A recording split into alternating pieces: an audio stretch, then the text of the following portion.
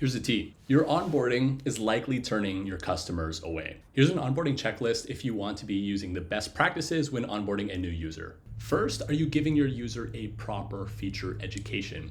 When they're onboarding into your product, that is a chance to be able to show them all of the different features and ways to use your product. Typically, on your landing page, you want just like 1 to 2 super clear angles on how to use what you're doing. First, are you giving a proper feature education?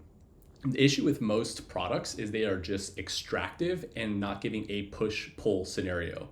So for example, if I ask you what your email is, what your first name is, what your phone number is, what your favorite color is, what blah, blah, blah, blah, blah, all these things that I'm just taking information from you, but not providing some back, your user is going to feel that and it's going to feel like friction. They're going to become fatigued and churn through that experience. The alternative is to be able to actually give stuff back. So if a user gives you their website, use AI to scrape it, show that you understand the context of that user and say, hey, I see that you're building X, Y, and Z. That's super cool. Here are some product ideas that for you guys, whatever your service is. You want to be actually giving this push-pull experience in a user onboarding that's going to help them understand what you do better, what value you provide, and train them so whenever they give you information, they expect to get value back. In your onboarding, you have to show them through this value how you're teaching them about your product. If you're a company like Shopify, instead of saying, give us your bank account information or your PayPal, you say, hey, we need to have a way for your users to be able to pay you. We need to have a way for you to get paid. Therefore, connect X. You want to give them the reason for the information that you're asking that also educates them about the feature and why you're asking for it. Next is don't ever just dump a user into a dashboard. There's so many products where I will give them my email and then immediately I'm in a dashboard and I don't know what to do. There is nothing worse than a new user seeing an empty dashboard and having no idea what to do because it is such a high cognitive lift. I'm not going to invest the time or energy to try and figure it out.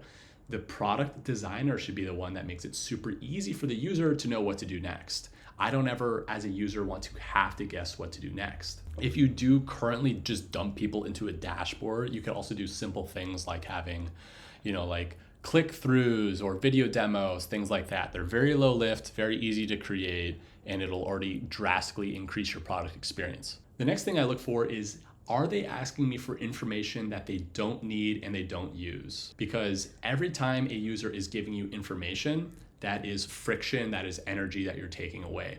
So if I am asking a question that is not useful, or if I have a screen where I just click some button just to click a button, and it's like, is that actually useful for the product experience? You're gonna see churn on each step.